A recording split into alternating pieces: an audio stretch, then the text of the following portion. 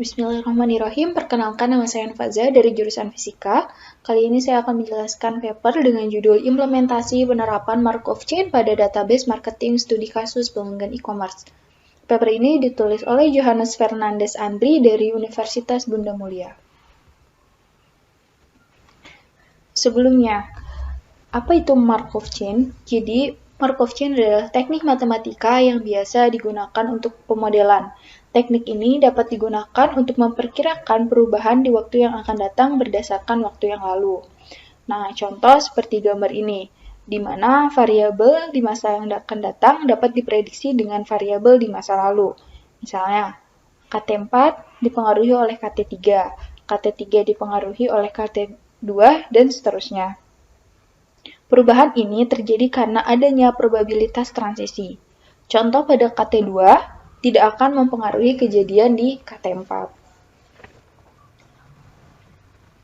Berdasarkan gambar ini, diketahui bahwa rantai Markov menjelaskan gerakan variabel pada satu periode waktu, dan secara matematis dapat ditulis sebagai KTJ sama dengan P dikali KT J-1, di mana KTJ itu adalah peluang kejadian pada TJ dan P itu adalah probabilitas transisional.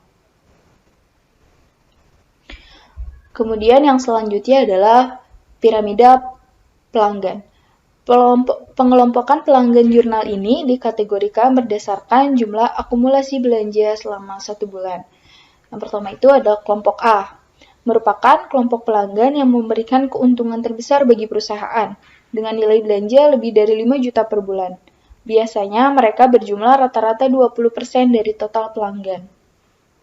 Kemudian, kelompok B, merupakan kelompok pelanggan yang masih memberikan keuntungan terbesar bagi perusahaan, dengan nilai belanja lebih dari 1 sampai dengan 4,9 juta per bulan.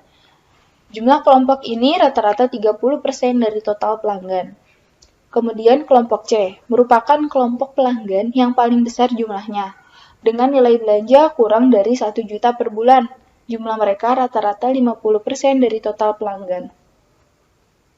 Kemudian metodologi dari paper ini adalah data dari seluruh pelanggan toko e-commerce yang berbelanja pada tahun 2014. Untuk analisis data dilakukan dengan cara memprediksi pelanggan di masa mendatang.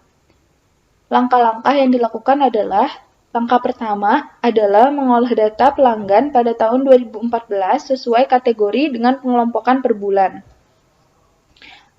Langkah kedua adalah dibuat daftar migrasi perpindahan pelanggan. Contohnya ada di gambar ini. Misal, dari kategori A, dia berpindah ke kategori B atau berpindah ke kategori C, atau dia tetap berada di kategori A. Begitu pula dengan kategori B dan C. Misal, dari kategori B bisa berpindah ke kategori A atau berpindah ke kategori C, ataupun tetap berada di kategori B. Dan kategori C pun begitu. Kemudian langkah ketiga adalah data tersebut diubah menjadi matriks probabilitas transisi. Nah, selanjutnya adalah algoritma perhitungan. Jadi sebelum ke kasus dalam paper ini, kita akan mengetahui bagaimana sih algoritma perhitungan dari Markov Chain itu. Yang pertama adalah tentukan data yang akan dibuat pemodelan. Pada paper kali ini, data yang digunakan adalah data pengguna e-commerce tahun 2014. Kemudian yang kedua, buat matriks transisi dari data yang didapat. Yang ketiga, masukkan variabel yang telah ditentukan. Pada paper ini, variabel diberikan berdasarkan database e-commerce. Dan yang terakhir, hitung matriks menggunakan rumus Markov Chain sehingga didapatkan outputnya. Output pada paper ini berupa prediksi pelanggan untuk tahun-tahun ke depan. Nah, di sini berdasarkan database dari e-commerce, didapatkan data pelanggan rata-rata di tahun 2014. Misal, dari kategori C, dan dia tetap berada di kategori C itu sebanyak 3 pelanggan.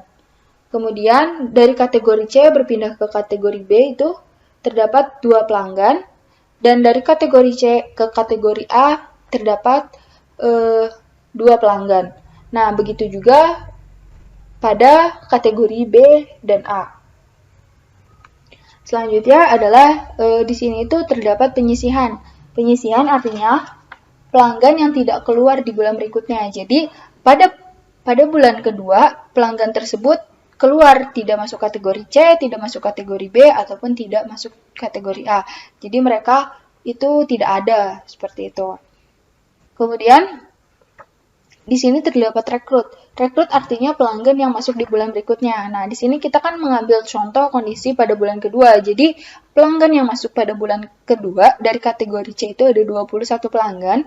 Kemudian di kategori B itu ada 7 pelanggan dan di kategori A itu ada 1 pelanggan. Nah, kemudian di sini adalah matriks probabilitas transisinya.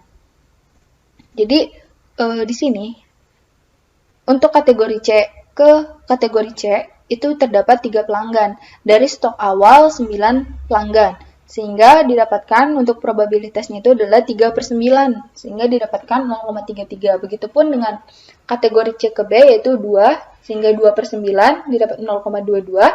Kemudian kategori C ke A itu ada 2 pelanggan, 2/9 didapat 0,22. Kemudian untuk kategori B pun seperti itu, 4/13 karena stok awalnya 13, kemudian 5/13, 3/13. Dan untuk kategori A juga seperti itu, 4/22, 5/22, dan 7/22. Kemudian di sini ada penyisihan. Nah, di sini juga didapat penyisihannya. Kemudian untuk rekrutnya itu, di sini ada 21, itu berarti 21/29, 7/29, dan 1/29. Kemudian data ini dijadikan dalam bentuk matriks. Nah, di sini didapat matriks transisinya. Dari sini 0,33, 0,22, 0,22 dipindahkan dalam bentuk matriks sehingga didapat seperti ini. Kemudian untuk faktor penyisihannya atau W ini didapat seperti ini. Karena di sini kan 0,22, 0,08, dan 0,27, maka dibuat dalam bentuk matriks seperti ini. Kemudian untuk modelnya sendiri itu bahwa pelanggan rata-rata distribusinya itu sebanyak 50 pelanggan selama tahun 2014 dan mereka itu merekrut rata-rata 45 pelanggan dan sebelumnya dari piramida pelanggan diketahui bahwa kategori A itu sebanyak 20%. Nah, 20% dari 50 itu adalah 10, kemudian kategori B itu 30% dari 50 itu 15, dan kategori C itu 50% dari 50 itu 25. Sehingga matriks yang didapat itu adalah 10, 15, dan 25. Sedangkan untuk probabilitasnya didapat 0,51, 0,30, dan 0,19. Nah, selanjutnya di sini kita sudah mendapatkan nilai untuk prediksi untuk bulan ke-1 yaitu nilainya 10, 15, dan 25.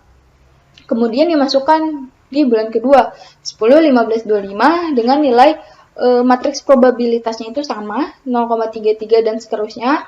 Kemudian di sini ada 45 itu adalah jumlah rekrutan rata-rata pelanggan 45 dan untuk 0,51, 0,3, dan 0,19 ini didapat dari probabilitasnya. Sehingga kita bisa hitung. Untuk bulan kedua itu berarti 0,15 dikalikan dengan matriks ini didapat hasil 8,2, 12,45, dan 19,25. Untuk perhitungannya bisa dilihat di sini cara menghitung matriksnya. Kemudian untuk yang kedua ini adalah 45 dikali 0,51 dikali 0,3 dikali 0,19 sehingga didapatkan nilai matriks 22,95, 13,50, dan 8,55. Untuk perhitungannya juga bisa dilihat di sini, 3 terbawah. Nah, matriks ini dijumlahkan dengan matriks ini sehingga didapatkan nilai 31, 26, dan 28. Nah, hasil ini tuh sudah dibulatkan dari perhitungan ini dan ini. Nah, untuk bulan selanjutnya, ini adalah bulan ketiga. Seperti kita ketahui sebelumnya, di materi sebelumnya, bahwa kejadian di masa datang itu dipengaruhi oleh kejadian di masa lalu.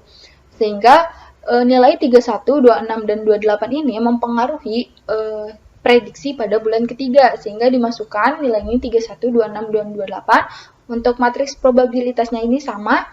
Kemudian untuk rata-rata rekrutnya juga sama dan ininya juga sama ya probabilitasnya, sehingga didapatkan untuk bulan ketiga yaitu 48, 35, 30. Dan begitu pun selanjutnya bulan keempat, bulan kelima, sampai bulan ke-12.